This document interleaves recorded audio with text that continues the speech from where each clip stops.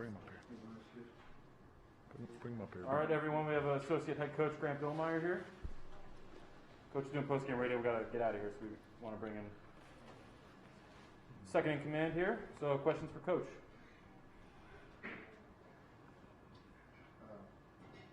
You guys kind of took command of the game in that midway through the first half.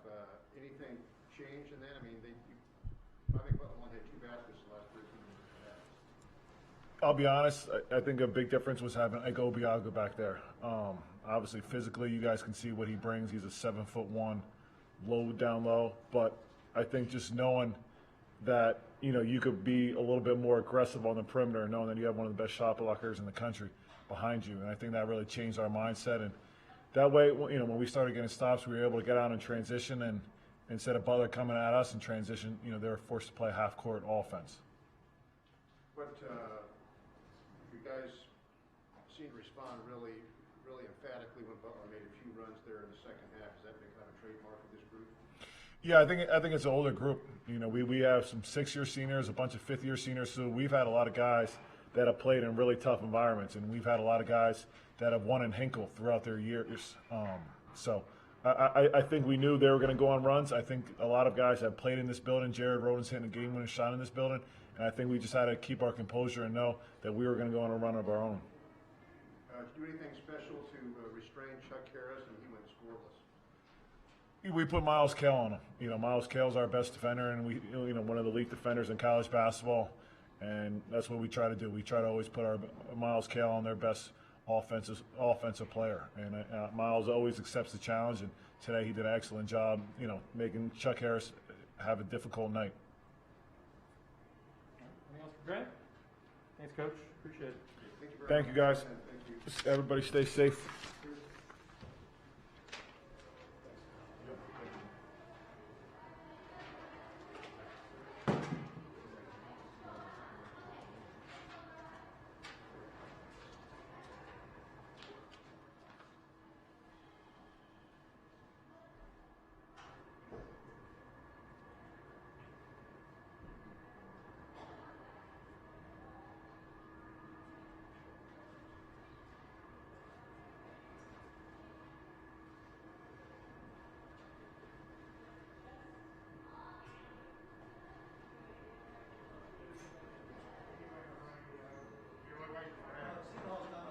Oh, they are?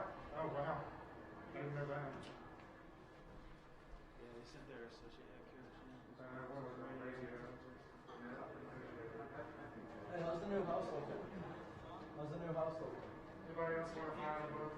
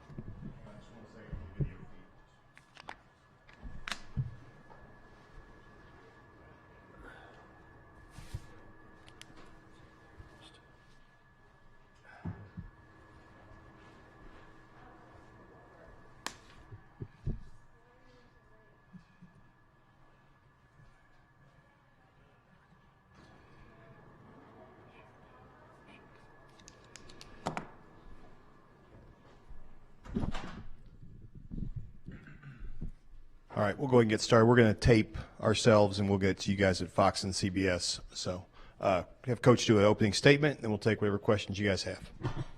Yeah, obviously, not disappointing in terms of just the result. Give Seton Hall a lot of credit. I thought, that they, picked up their energy midway through the first half. When we didn't match, had a decent start to the second half, but they, as we always say, hey, tougher teams set the rules. But thought we had good starts to both halves, it's just sustaining, and didn't sustain it. Yeah, got to do a better job on the offensive side of the ball. Just getting I thought we had a good start. They made some adjustments, so we've got to adjust better. Coming off the bench as coaches to help put our guys in better positions, and just got to play better. We've got better basketball than that in us for 40 minutes.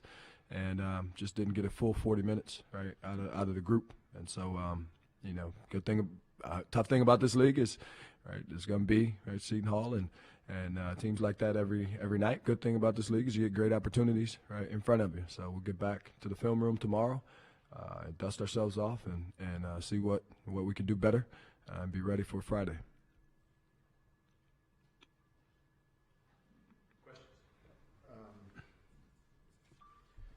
Well, at all 5 of your losses, Butler didn't score 60 points in any of them. Is there a recurring theme in the offensive struggles, or has it been different things in different games?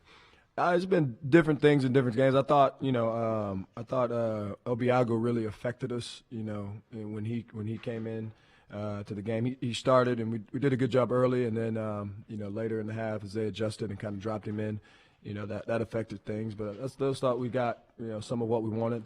In terms of looks, missed a few layups in the second half and had some good looks from three. We've got to obviously coming off the bench with Chuck and Simas, right? We got to get those guys going because that's what they provide is some offensive punch, and then just do a better job of decision making. I thought we were in a pretty good flow and turned it over a couple possessions in a row. And they got out in transition, so we end up with more turnovers than assists. Given the depth this team has, how surprising is it to have no bench points?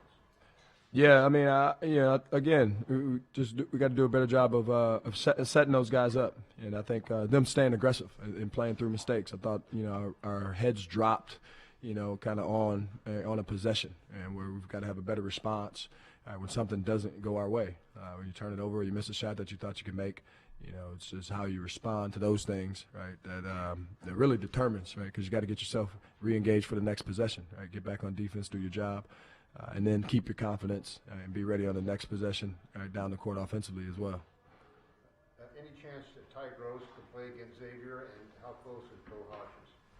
Ty is out with the protocols for the week in terms of game action.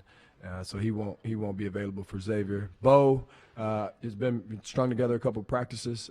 He had a non-COVID illness that kind of set him back a little bit in terms of being able to practice and get his legs underneath him.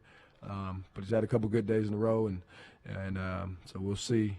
Probably be in the same situation, game type decision, but he'll get a couple more practices here the next few days.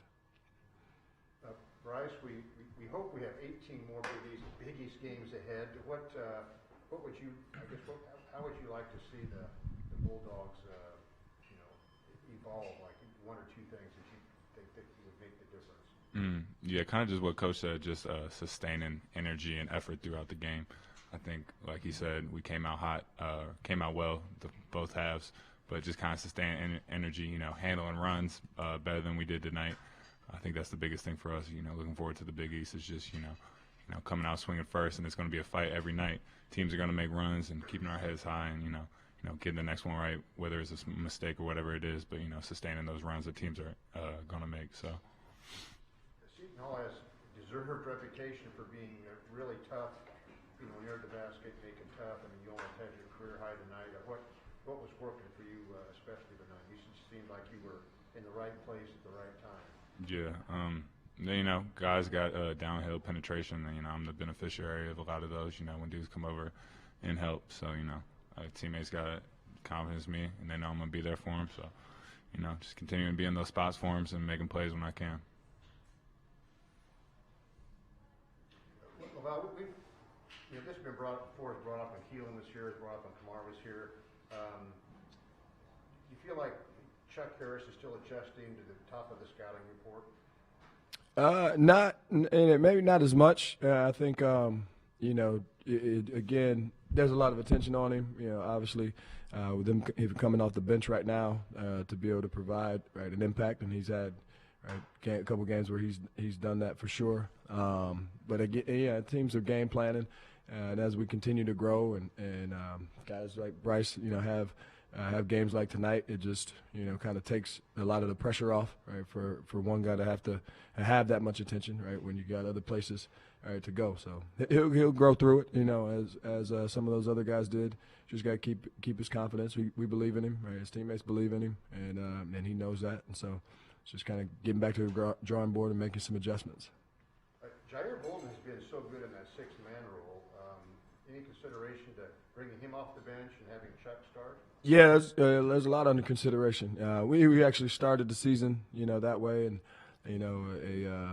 injury, a guy in and out here or there. We weren't, getting off to as good a starts as we'd like, so we changed some things up, got off to better starts, got off to a good start tonight. Now it's again, just sustaining in those rotations and guys playing through mistakes and staying confident.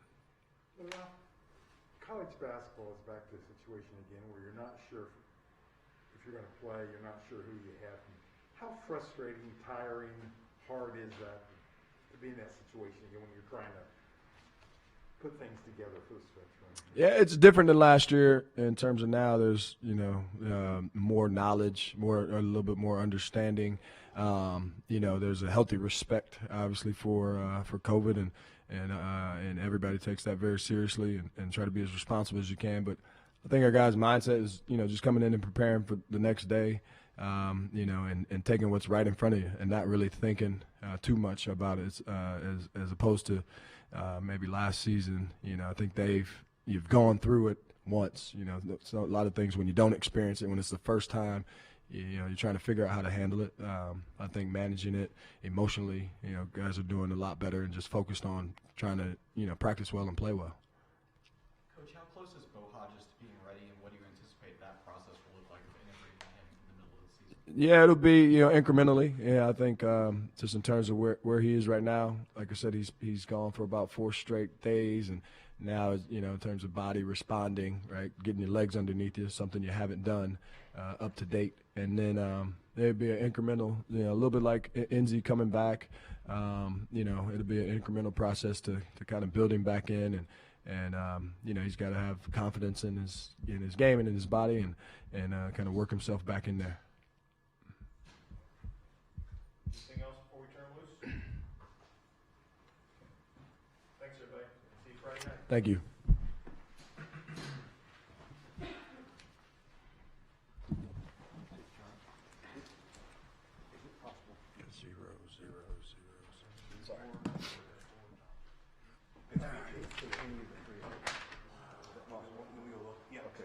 Should I just follow you through the way here? I just want to talk to either Harris or Thompson or Ince. One of them, if I could. Okay.